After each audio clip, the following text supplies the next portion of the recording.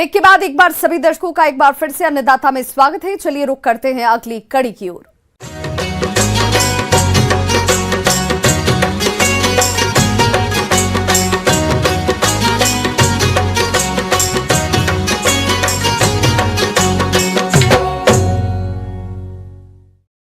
तरबूज गर्मियों में खाया जाने वाला पसंदीदा फल है।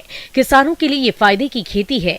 ज्यादातर किसान तरबूज के बीजों की सीधी बुआई फरवरी मार्च में करते हैं, जबकि कुछ किसान दिसंबर में पौधे तैयार करके जनवरी के आखिर या फिर फरवरी में पौधे लगाते हैं, क्योंकि बाजार में जल्दी फल आने पर इसका दाम अच्छा मिलता है।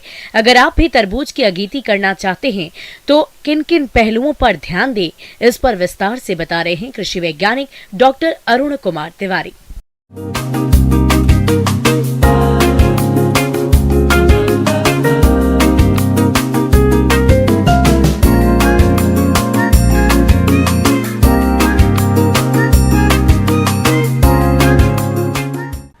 तरबूज की खेती के लिए अभी जो हम बात करने जा रहे हैं ये बहुत अच्छा उपयुक्त समय है, इसलिए कि तरबूज जनवरी से लेकर के मार्च तक आपका वो बलुआही ज़मीन में और हिली एरिया में, मतलब पहाड़ी एरिया में मार्च से लेकर के अप्रैल तक आप लगा सकते हैं। तो अभी बहुत अच्छा समय है आगात फसल लेने के लिए। तो किस्म की जब बात करते हैं तो आप देखे होंगे तरबूज बहुत बड़ा होता है, देखिएगा 8-10 केजी का एक होता है, एक 2-3 केजी का होता है। तो ऐसे हम कहते हैं कि असाती पोमैटो, शुगर बेबी, अर्का ज्योति है, काशी पीताम्बर है, पूसा वेदना और असाती पोमैटो बताया। इसमें से कोई भी एक वैरायटी मिलती है। बस ये ध्यान रखना कि असाती पोमैटो जो है वो 8 से 10 माने बड़ा फल वाला है। बुआई से पहले बीजों को कार्बेंडाजिम दवा से प्रति किलोग्राम बीज की दर से उपचारित करें। खेती करने के लिए दोमट और बलुई दोमट मिट्टी सबसे सही होती है। अच्छी पैदावार लेने के लिए मिट्टी का पीएच 5.5 से 6.8 तक होना चाहिए। हालांकि मध्यम अम्लीय इलाकों में भी इनकी खेती की जा सकती है। इसके लिए खेत की गहरी जुताई के बाद 2 बार कल्टीवेटर और आवश्यकता अनुसार रोटावेटर तथा पाटा चलाकर खेत तैयार करें। उसके बाद हम मेड़ बनाते हैं। मेड़ का आधार की चौड़ाई लगभग 1 से 1.25 फीट की होती है और फिर उसके बाद 2.5 से 3 मीटर का प्लेन जमीन, टेबल जैसा जमीन होता है। तो अब हम क्या करते हैं, या तो हम बीज को लगाना है तो या तो हम डायरेक्ट मेड़ में लगा देंगे, या फिर जैसे अभी ठंडा है, जनवरी में भी ठंडा रहता है और आपको पहले का मार्केट पकड़ना है, तो बहुत अच्छा होगा कि आप नर्सरी में उसका पौध की तैयारी करें। अब आपको नर्सरी उगाना है तो अच्छा होगा कि पॉलीथीन में खाद दे करके नीम की खल्ली जरूर दें, गोबर की सड़ी हुई खाद या वर्मी कंपोस्ट, जिसको केचुआ खाद आप कहते हैं, ठीक से मिट्टी में मिला करके पॉलीथीन में भर लेते हैं। 2 से 3 बीज प्रत्येक पॉली बैग में लगा दिया। बीज की गहराई लगभग 2 से 2.5 सेंटीमीटर की होगी। बैग जो आप रखें एक साथ तो एक लेयर बन जाएगा, एक अस्तर बनेगा। उस अस्तर को ठीक से ढक दें, पॉलीथीन शीट से ठीक से ढक दें। और ऊपर से तो आपका ढका हुआ है ही, क्योंकि वो पॉली हाउस है। ज़रूरत के अनुसार आप पानी दें, ज़्यादा पानी देने की ज़रूरत नहीं है, लेकिन जब बीज लगाएं तो पानी देना ही देना है, इसलिए कि बीज सुषुप्तावस्था में होता है, उसकी तंद्रा टूटनी है, उसका अंकुरन होना है। अब जैसे अंकुरन आपको दिखाई देने लगे, पॉलीथीन का शीट जो लगा है वो हटा देंगे और उसके बाद फिर अंकुरन अपने आप होने लगेगा। तो करीब 35 दिन में आपका वो बिछड़ा तैयार हो जाएगा।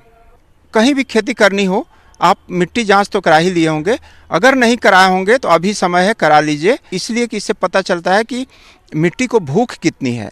लेकिन अगर नहीं करा पाए हो तो सामान्य तौर पर 250 से 300 क्विंटल प्रति हेक्टेयर के हिसाब से खाद लगता है। तो सामान्य तौर पर नाइट्रोजन 80 किलोग्राम प्रति हेक्टेयर, फास्फोरस 60 किलोग्राम प्रति हेक्टेयर और पोटास 80 किलोग्राम प्रति हेक्टेयर के हिसाब से देते हैं। आगे बताएंगे कि यूरिया एक ही बार नहीं दे देते हैं, वो 3 स्प्लिट डोजेज में देते हैं, क्योंकि आपकी मिट्टी बलुआही या दोमट है, इसलिए यूरिया फ्रीक्वेंट डोजेज में देते हैं, बार देते हैं, 3 बार में देते हैं। खेत में लगभग 50 सेंटीमीटर चौड़ी और 30 से 40 सेंटीमीटर गहरी नालियां बना लें।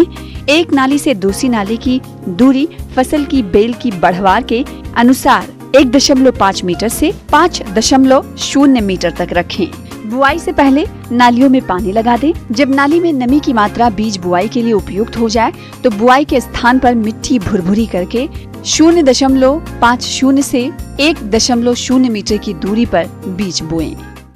एक किनारा है, दूसरा किनारा है। ये किनारे पे आपको 3 बीज लगाने हैं या 2-3 बिछड़े लगाने हैं।